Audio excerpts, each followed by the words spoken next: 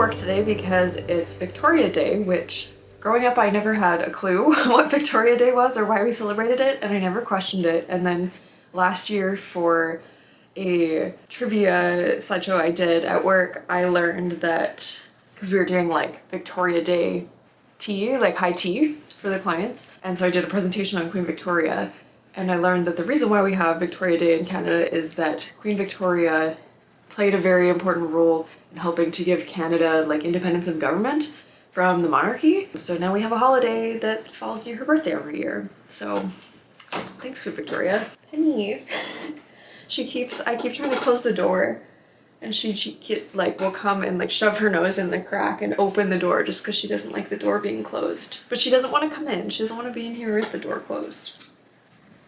Oh, Penny. It was a very nice day. As I mentioned, I had the day off and then just tried to spend the day doing some chill stuff. I always have a really hard time, like even when I tell myself today's gonna be my relaxing day where I don't do anything, I always end up doing stuff. And even if I say there's nothing I have to do today, I always feel like there is stuff that I should do to help get on top of all of the ongoing tasks I have. So I tried to just carve out some time today to relax and not do anything. So I read my book this morning. I'm reading Greenwood right now, which is, I honestly think, maybe my new favorite book. It's incredible. I highly recommend it. It's some great Canadian content, whether you're Canadian or not. It's a really interesting way to learn a little bit about, it's not really like a history of Canada by any means, but it's kind of cool because it gives you a perspective on what Canada was like throughout different periods of history. I'm learning that I really like historical fiction, which I've only learned by accidentally reading historical fiction because it's really popular. I've always had a really hard time absorbing information about history through like a history class or whatever, but reading a story that takes place in different times in history has been a really good way for me to learn stuff, and I like learning, but I don't like learning in ways that are not exciting for me. So this is, I think, gonna be a mishmash vlog of things that I do in the next couple of weeks. Mix of art stuff, mix of non-art stuff. The mix will depend upon how much art stuff I actually end up doing. I have a few projects coming up that I need to work on, but they're kind of like big projects with no specific deadline, so what you end up seeing in this video might be a little weird. Penny's back. Hi. Come here, baby. Come here. Come in, it's okay. Are you scared? She's scared of passages that aren't completely wide enough for her to enter. There's plenty of room for her to come through, but she's looking at me like she thinks she's stuck. Just come in. Come on. Okay, bye. You're being very indecisive. Come here. Come here. Maybe she wants me to go with her. I'm not sure what is going through her head right now. While we were chatting, I just wanted to fill you in on a couple of things. The main thing being that, okay, so it's basically kind of a good news, bad news situation. I'll start with the bad news. Bad news more in the sense of like just something that happened recently that I want to open up about because I want to be a really transparent person on social media, and I think it's just as important to, if you're going to be a presence on social media, be honest about your failures and difficulties as you're about your successes, because then if you aren't, social media just becomes this big highlight reel and people who are struggling feel really alone and lost. Today is Monday, and on Friday I put out a kind of like a softer release of a shop update. I got a bunch of stickers and postcards of my Bring on Spring designs. I've been talking about it on here for the last couple of videos. I posted about it on Instagram a bunch, but so I released the Bring on Spring stuff and it was just crickets. Like, no, I got decent engagement on my social media posts, but absolutely no sales at all, which I always, whenever I do a shop update, I try and tell myself like what is sold is not a reflection of the quality of the art. It has to do with circumstances and if who sees it is able to purchase something. Like there's just so many factors that affect whether people are gonna buy things, and it's not a reflection of the quality of the art. I have to remind myself that continually. But it's still really hard when that happens, even when you explain why it would happen and why it's not something to feel bad about. And I'm not mentioning it here to like get any pity from anybody. That is the last thing that I want. Like I said, I'm mentioning it for transparency because I know I'm not the only artist out there trying to grow their small business that has put out a shop update or a launch and got nothing in response. And it's just, I think, important to be transparent about it. But I also got some really good news that kind of, after I wallowed in the sadness about that for the first couple days, yesterday or the day before, I got an email from a business called the Maker's Keep. So this business is basically, if you're not in the Edmonton area, they're a storefront that carries all kinds of like paper goods, mugs, soaps, all kinds of handmade, locally crafted stuff from local artists.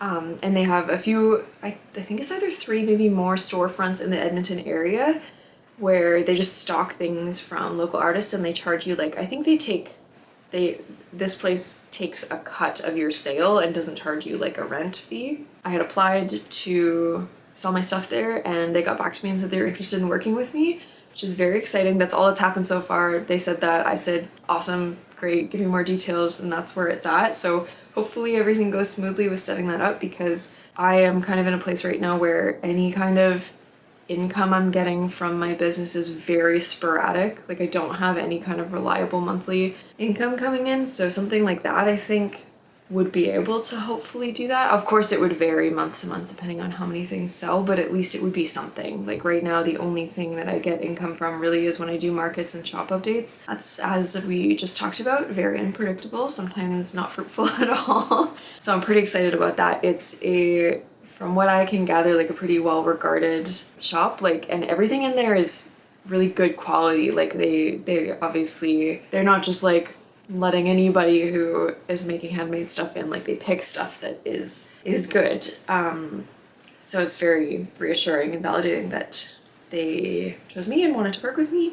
So that's really exciting. I'm looking forward to see where that takes me.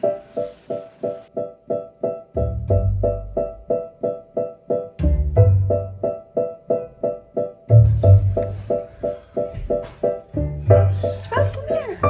Good girl. With your tiny little legs.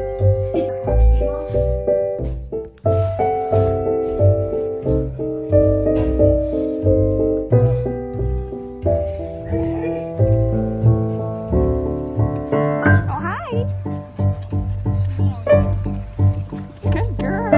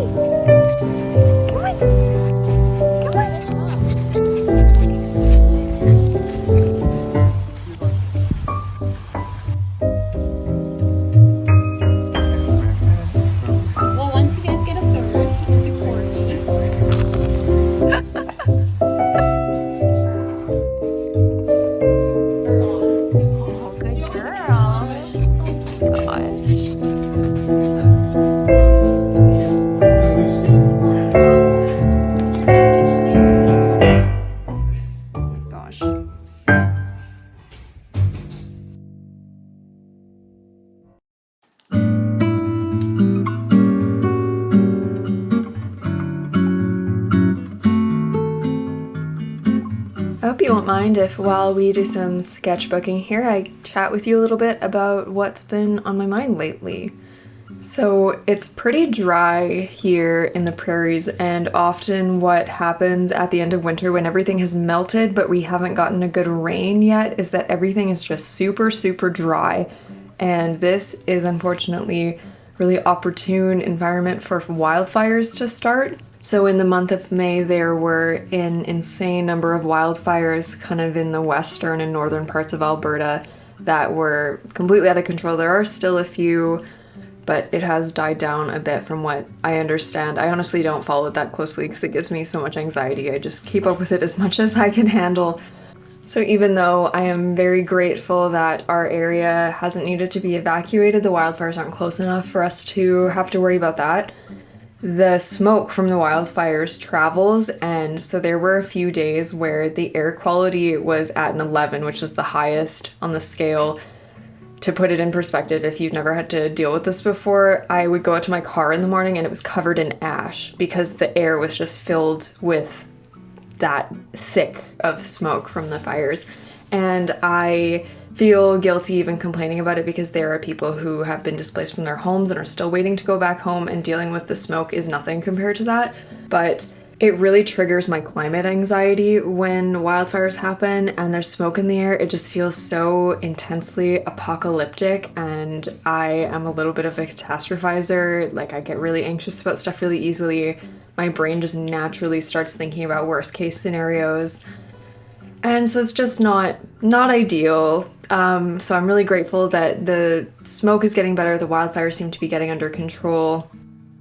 So I'm not a scientist of any kind, but it's my understanding that a lot of the trees we have here naturally need fire to continue their life cycles. Like, I think some of the pine cones that these trees drop, like, don't actually spread their seeds until they're, like, on fire. Which, like, on one hand, I think is so freaking cool. What's more metal than, like, needing to literally be on fire to spread your seeds? It's also kind of terrifying because what I understand from listening to climate scientists talk about it is that because the average temperature of the Earth is slowly rising, that little bit of effect of the, like, temperature being higher makes the fires get that much stronger and scarier. Like, the podcast I was listening to gave this analogy of, like, our natural body temperature is 37 degrees Celsius, and being even a degree or two hotter than that is severely dangerous to your system, and any more than that and you need to be hospitalized, which just illustrates the point that while it seems like the Earth being a little bit warmer doesn't make that much of a difference, ecosystems are really sensitive to temperature, and having that much hotter of a temperature makes the fires that much more dangerous. And also they were talking about how we have a lot of petroleum-based products now that we didn't used to have, that when they catch fire are like little fire gas bombs, basically. So wildfire season really triggers my climate anxiety, which is already prevalent all of the time. And then at work the other day, I work with seniors and I love them. I love my job. They are truly wonderful. I learned so much from them. I think it's super important to connect with people of all ages and not to advertently or inadvertently engage in age discrimination. I think we all kind of do it unconsciously unless you're really, like, actively fighting against the bias of thinking that people younger than you are dumb and inexperienced and people older than you are senile and need to be babied and have everything done for them and don't have anything to offer the world anymore, which is a really harsh statement, and I don't think anybody actually directly thinks that. I'm just trying to illustrate the point that we naturally are biased towards people like ourselves and biased against people who are different from us, and I think that really comes out in age as well. And I just think it's so important to check your biases as much as you can and just be kind and remember that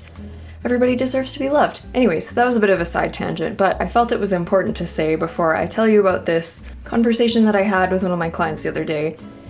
Essentially, just to sum it up, he basically expressed the belief that climate change is a conspiracy made up by the government to be able to tax people more because, as he said, every time there's a climate disaster, they raise taxes and fees on things, which everything about that goes against what I believe, and it was really hard to hear it, and it was really triggering for me. What I was saying before about having really bad climate anxiety, and it feels like people who believe that are holding the world back from being able to tackle the very serious problem that is climate change.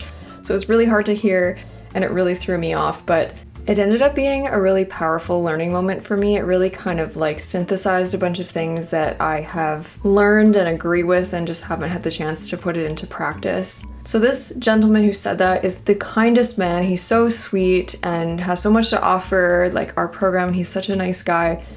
And I kind of realized that him saying that shouldn't and doesn't really change my opinion of him. There's all kinds of reasons why people come to form beliefs like that, and nothing I could say to him would change his mind, because I don't think that people can learn unless they're readily willing to learn.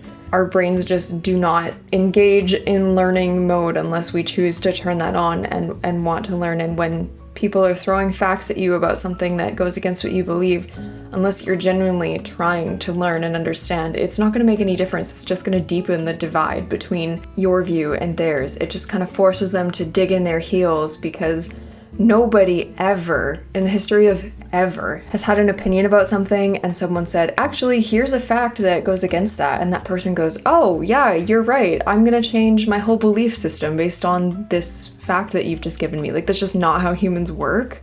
Beliefs are really complex, and they usually aren't an isolated thing. Like, there's usually kind of a network of beliefs that lead people to have an opinion on something, and I just really think it's super important to be respectful of what other people believe, no matter what it is, because the opposite just deepens political polarization, which I feel like is one of the biggest problems that exists for people right now, especially in the social media age. So next time you find yourself in a situation where someone else's opinion, whether it be political or spiritual or whatever, feels like an attack on your beliefs, and it feels like those people are the problem with the world, just know that I see you and that I know how intensely frustrating it can be. But I hope that we can all learn how to be the bigger person, even when it's hard, and love and respect each other no matter what, because I feel like respect is what we all need to be able to do our best in this world.